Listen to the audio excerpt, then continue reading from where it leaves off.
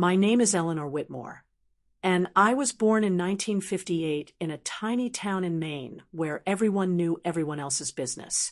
Or so they thought.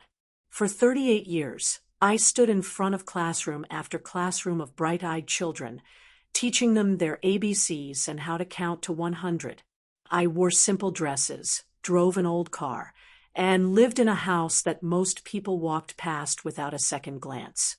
To my neighbors, to my friends, even to my own children, I was just plain Eleanor, the widow who lived quietly, who never made a fuss, who seemed to have so little. But appearances can be deceiving. I learned early in life that the world doesn't hand you anything on a silver platter. I learned that survival sometimes means keeping secrets, even from the people you love most. And I learned that the harshest lessons often come from the places where you least expect them, from the very people you sacrificed everything for. There's a moment that changed everything for me. A moment when I was 52 years old, standing on the front porch of my son's house with 2 suitcases at my feet and tears streaming down my face. He had just told me I was a burden. Those words, "You're a burden, Mom," cut deeper than any knife ever could. He shut the door in my face that day, and I stood there in the cold autumn air, wondering how the child I had raised, the boy I had fed and clothed and loved with every fiber of my being, could turn his back on me so completely. But that's getting ahead of myself. That moment, as painful as it was just one thread in a much larger tapestry. To understand how I ended up on that porch, you need to know my whole story. You need to know about the little girl who grew up with nothing, the young woman who fell in love, the mother who fought against impossible odds, and the widow who discovered strength she never knew she had. So if you're ready to take this journey with me, I invite you to stay a while. Subscribe, listen close, and let me tell you about a life that looked simple from the outside, but was anything but, because sometimes the quietest people have the loudest stories to tell. Let me take you back to the very beginning, to a time when the world was different, and I was just a little girl with big dreams and empty pockets. I came into this world on a February morning in 1958, during one of the coldest winters Maine had seen in decades. My mother told me later that the hospital was so cold they had to pile extra blankets on both of us just to keep us from shivering. We lived in a part of town that people politely called modest, but was really just poor. My father worked at the lumber mill, coming home every night with sawdust in his hair and exhaustion in his bones.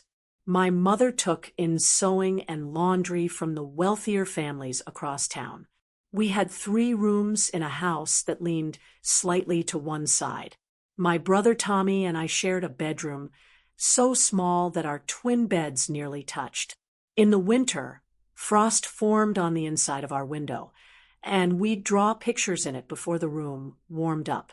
We didn't have much, but I didn't know we were poor until I started school and saw how other children lived.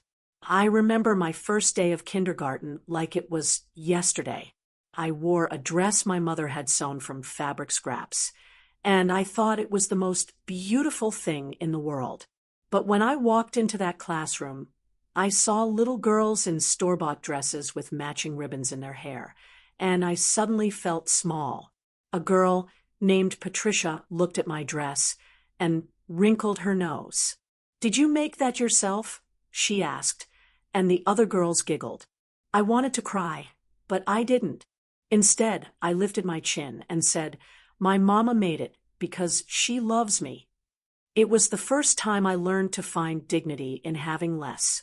School became my escape. While other kids complained about homework, I devoured it. I loved the way words looked on a page, the way numbers followed logical patterns, the way learning opened up whole new worlds. My teachers noticed. Mrs. Henderson, my 3rd grade teacher, would save books for me, books that her own children had outgrown. She'd hand them to me quietly, never making a fuss, letting me keep them forever. At home, things were harder. My father's back started giving him trouble when I was 8. Some days he couldn't work at all, and those were the days we ate thin soup for dinner, and my mother's face looked pinched with worry. Tommy and I learned not to ask for things. We learned to make our toys from sticks and stones, to find joy in the simplest pleasures. When I was 10, my father sat me down at our kitchen table. His hands, rough and calloused from years of hard work, held mine gently. "Eleanor," he said, "you're smart as a whip. Smarter than I ever was. You're going to do something with that brain of yours. You hear me? You're going to be somebody." I promised him I would, but life had other plans. When I was 12, my father's back finally gave out completely. He couldn't work anymore, and my mother's sewing couldn't support all of us. Tommy, who was 16, dropped out of school to work at the mill. I watched my brother sacrifice his future, and it broke something inside me. I wanted to quit too, to help, but my mother wouldn't hear of it. "You stay in school," she said firmly. "Someone in this family is going to make it out, and it's going to be you." So I stayed. I studied by candlelight when we couldn't afford the electric bill. I wore the same 3 outfits to school, rotating them carefully. I pretended not to notice when other kids whispered about me. And I made a promise to myself. One day, I would have enough.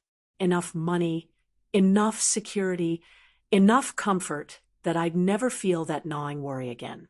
That promise shaped everything that came after. As I grew older, that hunger for security only intensified, but so did my dreams. High school opened new doors for me, and for the first time, I glimpsed a future that looked different from my past. High school was supposed to be my ticket out. I threw myself into my studies with an intensity that worried my mother. I'd stay up until midnight doing homework, wake at 5 to help with housework, then walk the 2 miles to school, regardless of weather. My grades were perfect, straight as in every subject. Teachers praised me, told me I could get a scholarship to college, become anything I wanted. I set my sights on becoming a teacher. I'd seen how Mrs. Henderson had changed my life with her kindness and those precious books. I wanted to do that for other children. I wanted to be the person who saw potential in the poor kids, who gave them hope. But college required money we didn't have. Even with a scholarship, there would be books to buy, fees to pay, 100 small expenses that added up. I got a job at the local diner, working Friday and Saturday nights, slinging hash and pouring coffee for tired truckers and young couples on dates. I saved every penny, hiding my cash in a tin box under my bed. That's where I met James Whitmore. He came into the diner one Friday evening in the spring of 1976. I was 18, finishing up my senior year, and he was 22, back in town after 4 years in the Navy. He had kind eyes and a smile that made my heart skip. When I brought him his coffee, our fingers touched, and I swear I felt electricity. He started coming in every Friday. We talked during my breaks, and I learned that he was the youngest son of a family that owned a small construction business. He wasn't wealthy, but he had prospects. More importantly, he had dreams too. He wanted to expand his family's business, maybe build houses for young families. "Everyone deserves a good home," he told me one night. "Something solid and safe." I fell in love with him right then and there. James courted me properly. He met my parents, shook my father's weak hand, complimented my mother's sewing. He took me to movies and church socials. He held my hand and told me I was the smartest, most beautiful girl he'd ever met. For the first time in my life, I felt seen, truly seen, by someone who wasn't looking at where I came from, but where I could go. When graduation approached, I had to make a choice. I had my scholarship to the state university 3 hours away. I had my tin box of savings. I had my dreams of becoming a teacher. But I also had James, who had just asked me to marry him. I know you want to go to college, he said, and I'll support that. We can wait. I'll wait for you, Eleanor. But waiting felt impossible. I was 18 and in love and tired of being poor. James represented security. He represented a future where I wouldn't have to worry about the electric bill or wear the same 3 outfits. His family had a steady business. He had a job. He could provide. I told myself I could go to college later. I told myself that being a wife didn't mean giving up on being a teacher. I told myself a lot of things that spring. We married in June, a small ceremony in the town church. I wore a simple white dress, store-bought, my first ever, and carried daisies from my mother's garden. My father, in a wheelchair by then, cried as he watched. I think he knew I was making a mistake, choosing security over dreams, but he loved me too much to say so. The first years of marriage were good. We rented a small house, and I got a job as a teacher's aide at the elementary school while I took night classes at the community college. James worked hard, learning the construction business from his father and brothers. We didn't have much, but we had each other, and that felt like enough. I got pregnant with our first child, Michael, when I was 20.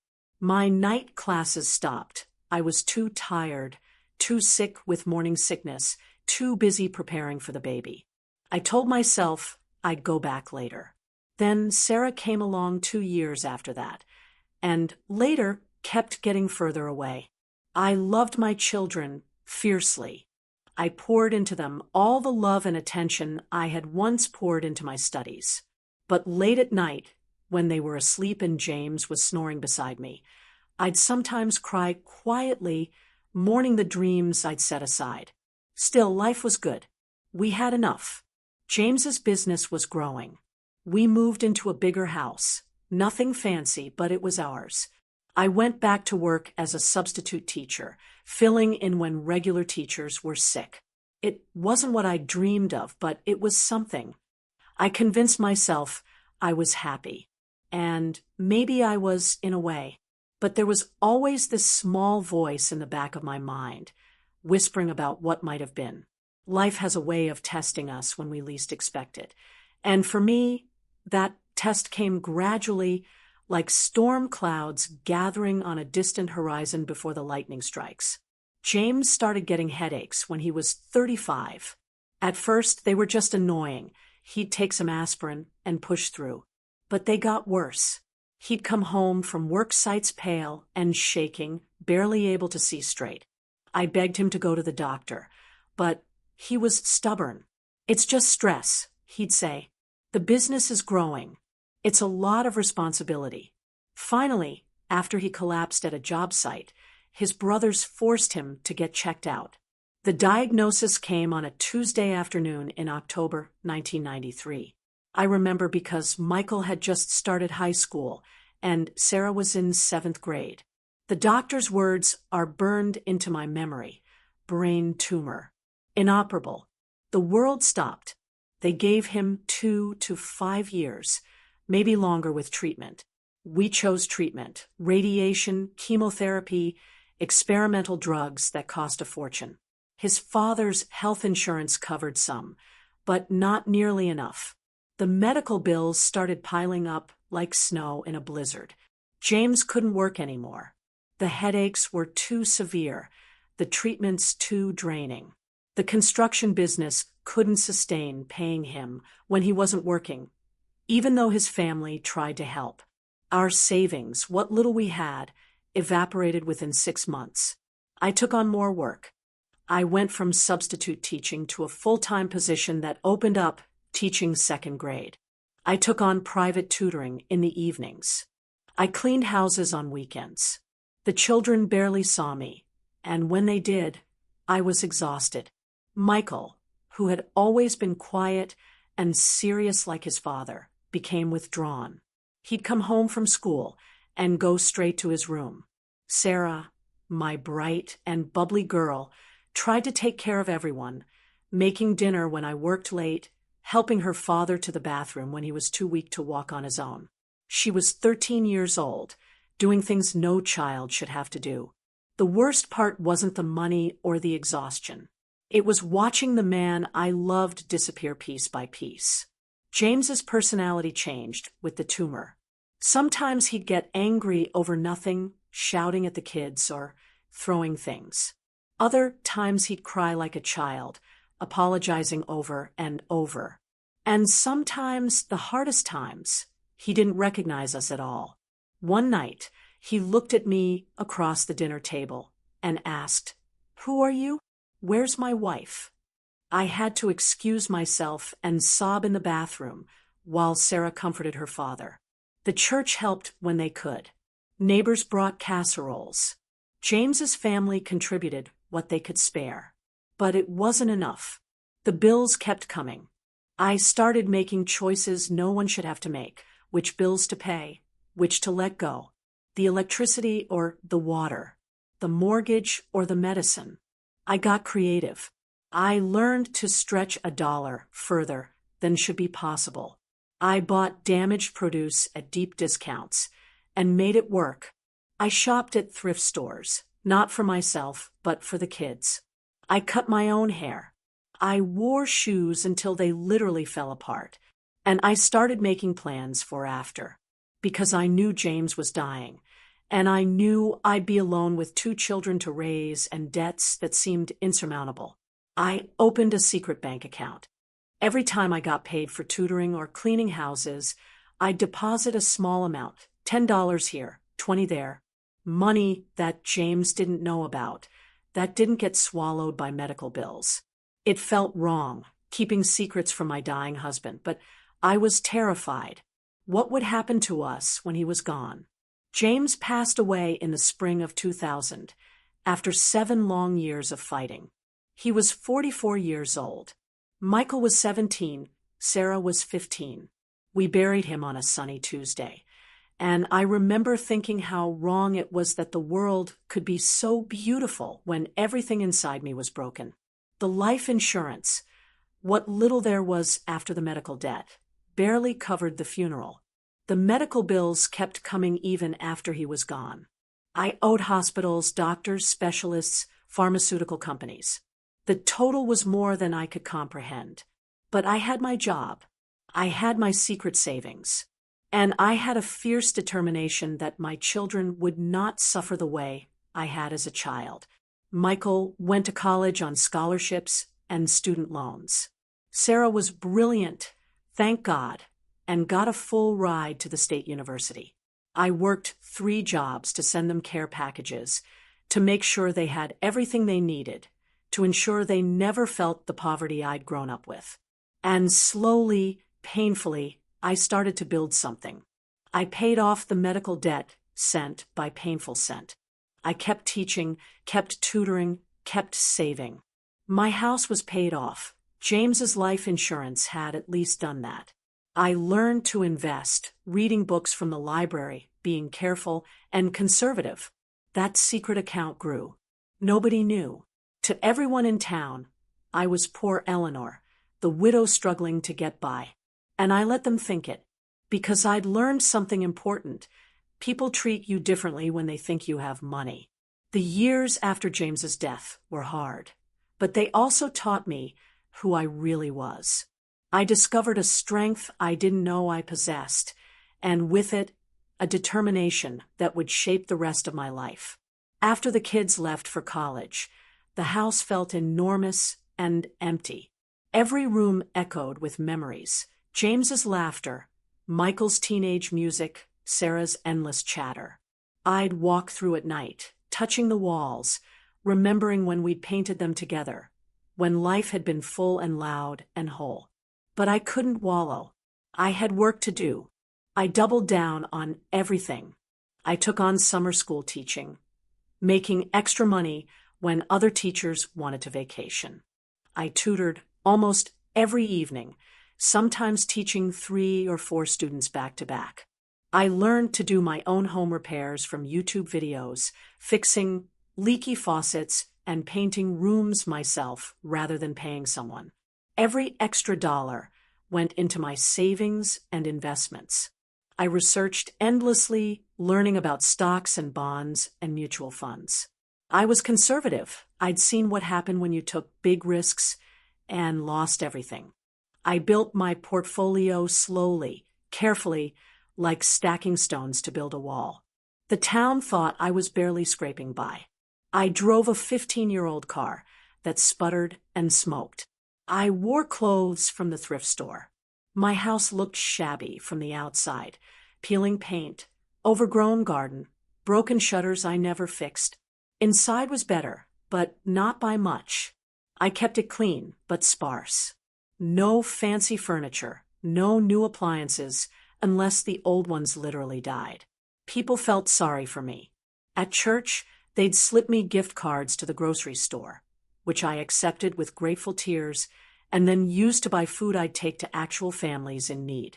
The school district knew I was a widow with debt, so they gave me first pick of extra assignments.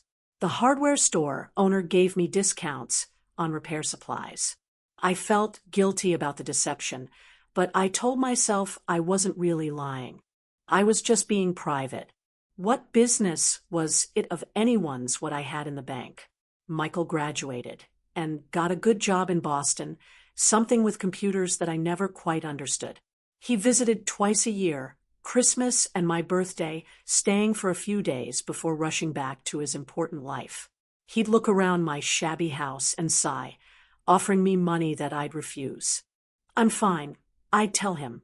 I have my pension, my teaching salary. I don't need anything. He'd look relieved, kiss my cheek, and leave. Sarah stayed closer, teaching at a school 2 hours away. She visited more often, sometimes showing up unannounced with groceries she thought I needed. She worried about me constantly, calling every few days to make sure I was eating properly, staying warm, not working too hard. Mom, you should retire. She'd say, you've worked your whole life. Don't you want to rest? But I couldn't. Teaching had become more than a job. It was my purpose. In the classroom, surrounded by second graders with gap-toothed smiles and endless questions, I felt alive. I was making a difference, one child at a time, just like I dreamed when I was young. I taught for 38 years total. I saw children grow from small, scared 6-year-olds into confident readers and thinkers. I attended their high school graduations, their weddings. Former students would come back to visit, bringing their own children, telling me I'd changed their lives. That meant more to me than any amount of money ever could. But I kept saving anyway, because security mattered, because I'd been poor and knew how it felt, because I never wanted to be a burden to anyone, especially my children. The years passed. I turned 50, then 55. My hair went gray, then white. My hands developed arthritis that made grading papers painful. But I kept teaching. I kept saving. I kept living my quiet, small life that everyone thought they understood. My investment account grew larger than I'd ever imagined possible. Not millions. I wasn't wealthy by any means, but enough. Enough to be comfortable. Enough to stop worrying. Enough to help my children if they needed it, though I'd never told them. I thought about telling them, sometimes. But then I'd remember how Michael's eyes had lit up with relief when I refused his money, how Sarah's worry eased when she thought I was managing okay on my own. They had their own lives, their own problems. Why burden them with knowledge about my finances? Besides, I'd learned to enjoy my secret. It felt like a superpower, being underestimated. People treated me with kindness they reserved for those they thought were struggling. They included me in charity events, support groups, community programs. I felt connected in a way I might not have if they'd known the truth. But secrets have a way of complicating relationships, especially with those closest to us. As I enter my 50s, I would learn just how heavy the weight of hidden truths could become. Michael got married when he was 32. I wasn't invited to meet his fiancée, Jennifer, until 2 weeks before the wedding. They drove up from Boston, and Jennifer looked around my shabby house with barely concealed horror. "This is where you grew up?" she asked Michael, as if I weren't standing right there. "It's home," he said quietly, but I heard the embarrassment in his voice. The wedding was expensive. A country club, 200 guests, an open bar. I wore a dress I'd bought at a consignment store and altered myself. Jennifer's mother wore something that probably cost more than I made in a month. They seated me with distant relatives at a back table. I smiled through it all. I danced with my son. I gave a small, tasteful toast.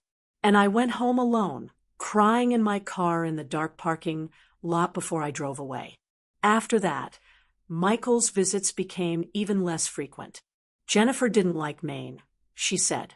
Too cold, too small, nothing to do. They had busy lives in Boston.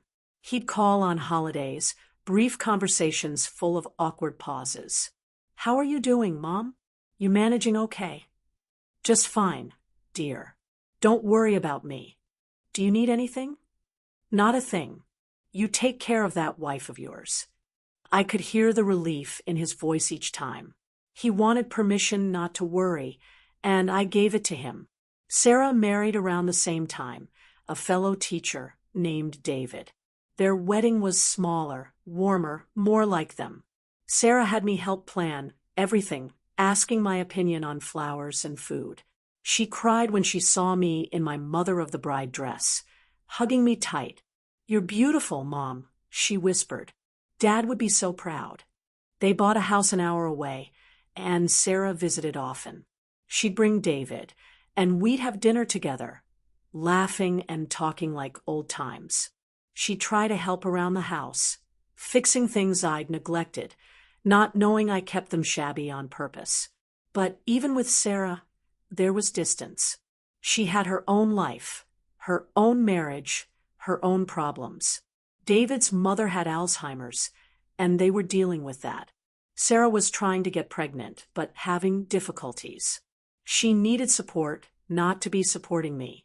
So I stayed quiet about my own life. I let them think I was managing, just barely, on my teacher's salary and small pension. Then Michael had children. First a boy, then a girl. I met them when they were babies, holding them for brief, precious moments before Michael and Jennifer whisked them back to Boston. I sent birthday cards with small checks, $20, nothing that seemed like too much. I knitted baby blankets and mailed them. The kids grew up not really knowing me. I was Grandma Eleanor, the old lady in Maine they saw once or twice a year. They'd run around my shabby house, and Jennifer would wipe down surfaces before letting them touch anything, as if poverty were contagious. I wanted to be more involved. I wanted to babysit, to read them stories, to be the grandmother I'd dreamed of being. But Boston was far, and I wasn't invited. Michael would send photos, first day of school, soccer games, dance recitals, and I'd stick them on my refrigerator and try not to feel forgotten. The hardest part was watching Michael become someone I didn't recognize. The quiet, serious boy who'd helped take care of his father had turned into a man who measured worth by bank accounts and job titles. He worked in finance now, something important and lucrative. He wore expensive suits and belonged to a golf club. When he visited, he'd look around my house with pity that felt worse than Jennifer's horror. "Mom, this place is falling apart. You should sell it, move into a senior apartment. Something easier to maintain." "I like my house," I'd say. "It's full of memories." "Memories don't keep you warm in winter. That furnace has to be 20 years old. It works just fine." He'd shake his head, exasperated. To him, I was stubborn and foolish, clinging to a house I couldn't afford to maintain, too proud to accept help. If only he knew. Sarah was gentler, but she worried constantly. She'd show up with groceries, with new winter coats she'd found on sale, with offers to pay for repairs. "You don't have to do this alone, Mom. Let us help." "I'm fine, sweetheart." "Really? You're not fine. You're working yourself to death. You should have retired years ago. Maybe I should have told them then. Maybe I should have sat them down and showed them my bank statements, proved I was okay. But pride stopped me. And something else, a test, maybe. I wanted to know they loved me for me, not for what I could give them. I wanted to know they'd be there whether I had money or not. I was about to find out the answer. Sometimes we test the people we love without meaning to, and sometimes the results break our hearts. What happened next would change everything I thought I knew about family and loyalty. I turned 65 and finally retired from teaching. The school threw me a party. Former students came from all over to celebrate, and I cried happy tears surrounded by people whose lives I touched. It felt like a proper ending to a good career. But retirement was harder than I expected. The days stretched long and empty. I'd taught for so long that I didn't know who I was without a classroom. I tried hobbies, gardening, volunteering at the library, joining a book club, but nothing filled the void. I decided to spend more time with family. Sarah was pregnant, finally, and I wanted to be there for her. Michael's kids were getting older, and I wanted to know them before they grew up completely. So I started asking to visit more often. That's when things started to unravel. I went to Boston first, calling ahead like always. Michael sounded hesitant on the phone. "This week isn't great, Mom. Jennifer's parents are visiting. I could come next week then. Let me check our schedule and get back to you." He didn't call back. After 2 weeks, I called again. "Michael, I'd really like to see you and the grandchildren. I miss you all terribly." He sighed. "Mom, things are really busy right now. The kids have activities. Jennifer's working on this big project. I'm traveling for work. Maybe in a few months." Something in his tone hurt. He was making excuses, and we both knew it. I tried again a month later. This time Jennifer answered. "Eleanor, I'll be honest with you. We love you, but having visitors is stressful. The house has to be cleaned, meals have to be planned, and frankly, the kids barely know you. It's awkward for everyone." I felt like I'd been slapped. "I'm not a visitor," I said quietly. "I'm their grandmother." "I know, but look, maybe it's better if we keep things as they are. We'll visit Maine for the holidays, and that's enough family time, don't you think?" I hung up and cried for an hour. Desperate for connection, I went to Sarah's instead. She was 7 months pregnant and glowing. She hugged me tight and made tea, and we sat in her kitchen talking about baby names and nursery colors. For a while, everything felt okay. But after a week, I noticed tension. David would come home from work looking stressed, and he and Sarah would have whispered conversations that stopped when I entered the room. The spare bedroom where I was staying was also going to be the nursery, and I could tell they needed to start preparing it. "I should go home," I said one evening. "Don't be silly, Mom. Stay as long as you want." But I could see the relief in her eyes. Back at home, alone again, I realized something painful. My children had their own lives, and there wasn't really room for me in them. I'd been so careful not to be a burden that I'd become almost invisible. Then my furnace broke. It was November, and Maine was getting cold.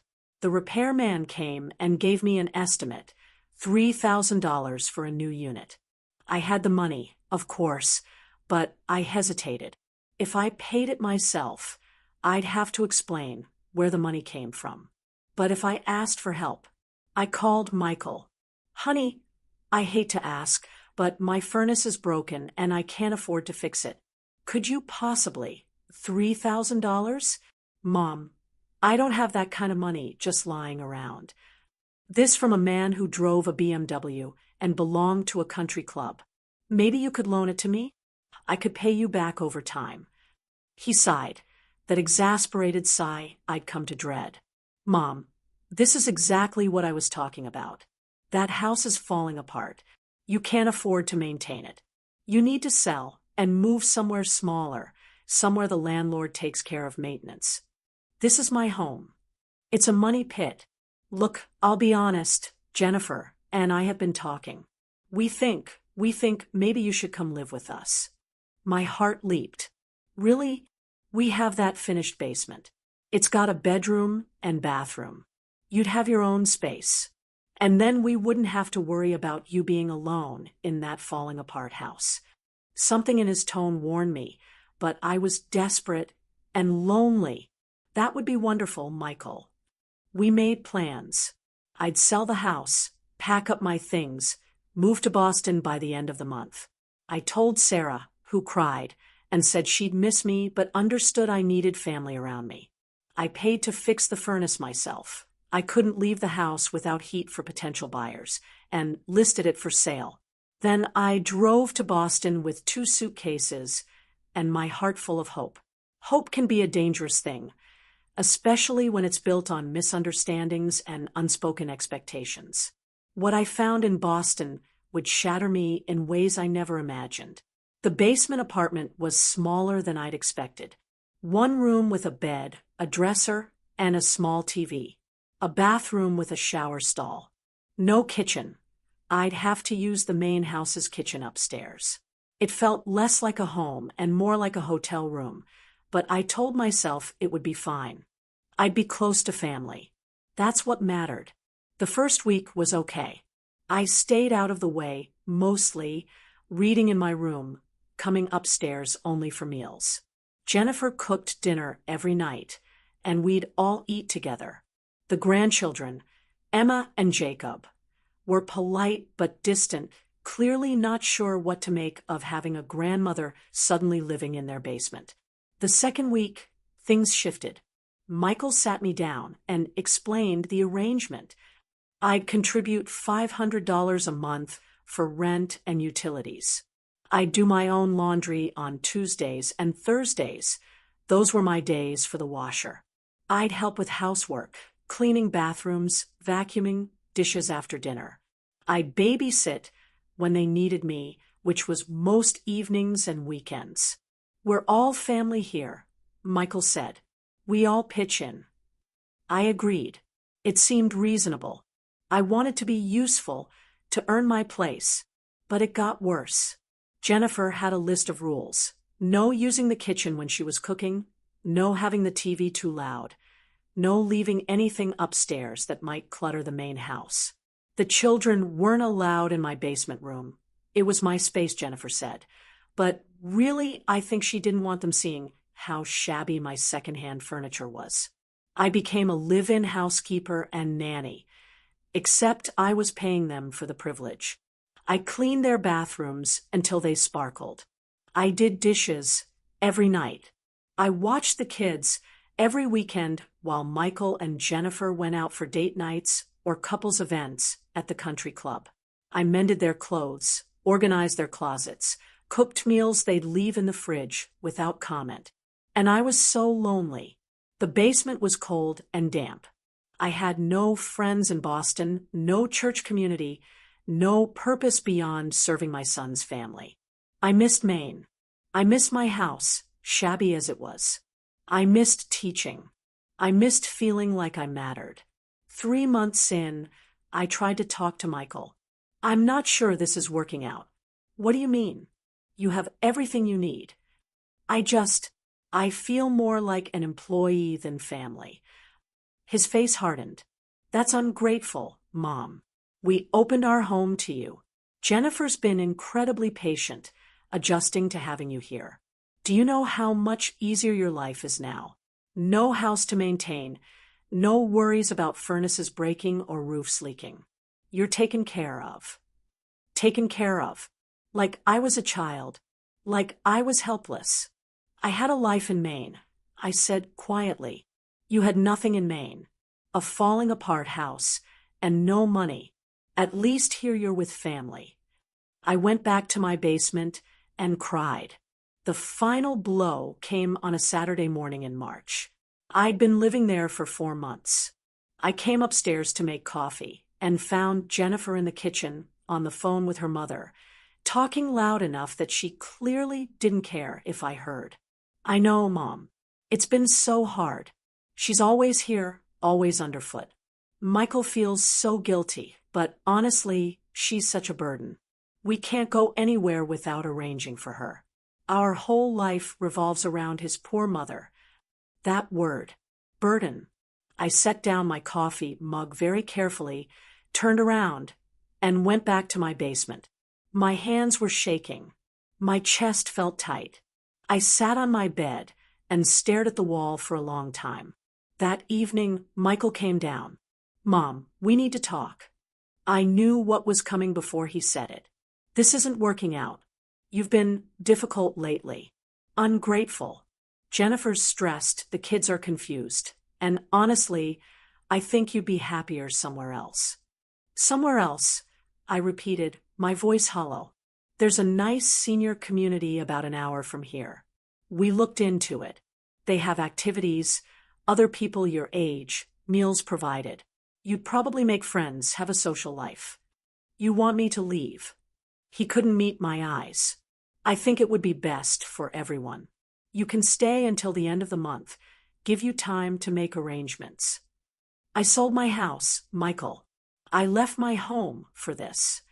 You can use the money from the house sale for the senior community. Problem solved." Problem solved. As if I were a problem to be solved, not his mother. That night, I made phone calls. The house in Maine had sold to a young couple who'd already moved in. I had nowhere to go. Sarah's spare room was now a nursery. She'd had the baby 2 weeks ago. A beautiful boy she'd named James after his grandfather. I couldn't impose on a new mother. I had money, God. I had money, but I couldn't tell them now. Not after this. It would look like I'd been lying all along, manipulating them, testing them. Which maybe I had been, in a way. 2 weeks later, on a cold March morning, Michael helped me carry my 2 suitcases to the front porch. Jennifer stayed inside with the children. "I'm sorry, Mom," he said, but his eyes were already looking past me, back toward his comfortable house and his comfortable life. "This is just better for everyone. You understand, right?" I looked at my son, this man I'd raised, whose diapers I'd changed, whose homework I'd helped with, whose father I'd nursed through his dying days while working 3 jobs. This man I'd sacrificed everything for. "You called me a burden," I said quietly. He flinched. Jennifer was frustrated. "She didn't mean," she meant it. "And so do you." "Mom, I spent 7 years watching your father die. 7 years of medical bills and fear and exhaustion. I worked 3 jobs to send you to college. I gave you everything I had. And you think I'm a burden. That's not fair. You're right. It's not fair. None of this is fair." I picked up my suitcases and walked to my car. He didn't try to stop me. He just stood on that porch, looking relieved and guilty in equal measure, and watched me drive away. I drove for hours, crying so hard I had to pull over twice to collect myself. I drove north, toward Maine, toward home, even though I had no home anymore. I drove until I found a motel and checked in for the night. In that anonymous motel room, I finally let myself fall apart completely. Rock bottom has a strange way of clarifying things. Sitting alone in that motel room, I had to face some hard truths about the life I'd built and the choices I'd made along the way. I stayed in that motel for 3 days, barely eating, barely sleeping. I cried until I had no tears left. I stared at the ceiling and wondered how my life had come to this. I thought about calling Sarah, but she had a newborn. She didn't need my problems. I thought about calling old friends from Maine, but what would I say? That I'd sold my house on a whim and now had nowhere to go? On the 3rd day, I took out my laptop, a cheap one I'd bought years ago, and logged into my bank accounts. I looked at the numbers, really looked at them, maybe for the first time in years. I had enough. More than enough. Between my savings, my investments, the proceeds from the house sale, and my pension, I could live comfortably for the rest of my life. I could buy another house. I could travel. I could do anything I wanted. I'd spent decades pretending to be poor, and somewhere along the way, I'd started believing my own lie. I'd let my children believe it too. And in doing so, I taught them to see me as pitiable, as someone to be managed rather than respected. The irony was crushing. I'd kept my financial security secret to avoid being a burden, and instead, I'd become exactly that, a burden they didn't even know they didn't need to carry. I checked out of the motel and drove to a coffee shop. I ordered a real meal, not the cheapest thing on the menu, but what I actually wanted. I sat by the window and made plans. First, I found a realtor in a small coastal town in Maine, an hour from where I'd lived before. I wanted somewhere new, somewhere without old memories pressing down on me. Within a week, I'd bought a small house, not fancy, but nice. It had big windows, overlooking the ocean, hardwood floors, a garden. It was move-in ready, and I paid cash. Then I furnished it, not with second-hand cast-offs, but with furniture I actually liked. Comfortable couches, a good bed, bookshelves for all my books. I bought art for the walls, soft rugs, plants that made the space feel alive. I bought myself new clothes, still simple, but well-made and flattering. I joined a local church. I volunteered at the library. I took a watercolor painting class at the community center. I made friends, real friends who knew me as Eleanor, not as poor Eleanor or widowed Eleanor, or that woman whose son kicked her out. Sarah called regularly, exhausted from new motherhood, but happy. I drove to visit, bringing baby gifts and homemade meals. I held little James and felt my heart heal just a tiny bit. Sarah noticed the changes, my new address, my calmer demeanor, but she was too tired to ask many questions. Michael didn't call, not once. 3 months went by in silence. Finally, I called him. "Mom." He sounded surprised. "Where are you?" "I've been calling your old number. I changed it. I'm in Maine. I bought a house." Silence.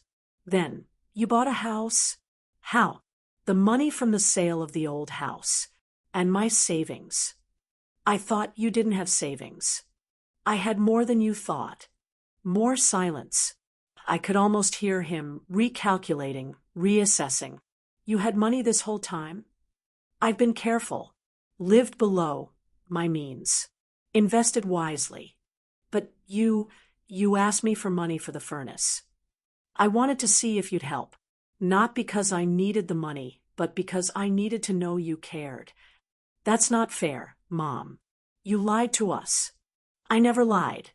I just didn't tell you everything. There's a difference." "Why? Why would you let us think you were struggling?" I thought about that question because I wanted to know you'd love me whether I had money or not. I wanted to know you'd be there for me because I'm your mother, not because of what I could give you. And you think I failed that test. You called me a burden, Michael. Your wife said I was always underfoot. You kicked me out rather than have an honest conversation about how to make things work. His voice got defensive. "We couldn't afford to support you. I never asked you to support me. I asked for your time, your presence, a place in your life. That's all I ever wanted." He was crying now. I could hear it in his breathing. "I'm sorry, Mom. I'm so sorry. I've been under so much pressure. The job, Jennifer's expectations, keeping up with the life we've built. When you moved in, it just felt like one more thing I was failing at. I understand pressure, Michael. I raised 2 children alone while working 3 jobs and nursing your father through terminal illness. I know about pressure, but I never made you feel like a burden." I know. God, Mom, I'm so sorry. Can you forgive me?" Could I? I sat with that question. "I don't know yet. Maybe someday. But right now, I need space. I need to figure out who I am outside of being someone's struggling mother. Can I at least know where you are? Can I visit? Eventually. But not yet. We hung up, and I felt lighter somehow. Naming the hurt had released some of its power. Time has a way of softening even the sharpest edges. And as months turned into a year, I slowly built a life I'd never imagined possible. One that was truly mine. It's been 3 years since that awful day on Michael's porch. 3 years since I drove away from Boston with 2 suitcases and a broken heart. 3 years since I stopped pretending to be poor and started living authentically. My life now is quiet but rich. I wake up in my cottage by the ocean and watch the sunrise over the water. I paint badly but joyfully. I read books without guilt about wasting time. I have coffee every Tuesday with a group of women from church who make me laugh until my sides hurt. I volunteer at the elementary school, reading to second graders who remind me why I became a teacher in the first place. Michael and I talk now, carefully rebuilding what was broken. He's visited twice without Jennifer and the kids. We've had hard conversations about expectations and love, and what family really means. He's in therapy, working through things. So am I. It's slow, but it's something. Sarah knows the whole story now. She cried when I told her, apologizing for not seeing what was happening. But I told her she had nothing to apologize for. She was dealing with her own life, her own challenges. We're closer than ever now. She brings little James to visit once a month, and he calls me Gigi and brings me dandelions from my garden. I think about that young girl I was, growing up poor and determined never to feel that fear again. I think about all the years I spent hiding, protecting myself, keeping secrets. I understand why I did it, but I also see how it distanced me from the people I loved most. The lesson I've learned, the one I wish I could go back and teach my younger self, is this: security isn't just about money. It's about being known and loved for who you truly are. It's about being honest, even when honesty feels risky. It's about letting people see your whole self, not just the parts you think they'll accept. I spent decades protecting my financial security, but in the process, I risked my emotional security. I tested my children's love instead of trusting it, and I almost lost them completely. So here's what I want you to take from my story. Don't wait for a crisis to be authentic. Don't test the people you love. Just love them, honestly and openly. Don't hide parts of yourself because you're afraid of judgment or rejection. The people who truly love you will love all of you, money or no money, success or failure, strength or weakness. And if you're holding on to secrets because you're afraid, whether about money, about struggles, about anything, ask yourself, what am I really protecting? And what am I losing in the process? I'm 70 years old now. I've been poor and secretly comfortable. I've been married and widowed. I've been needed and rejected. And I can tell you this: the only security that really matters is knowing who you are and being honest about it. My name is Eleanor Whitmore. I was a teacher for 38 years. I'm a widow, a mother, a grandmother. I've made mistakes and learned from them. I've been broken and put myself back together. And I'm still here, still learning, still growing. That's enough. That's more than enough. That's everything.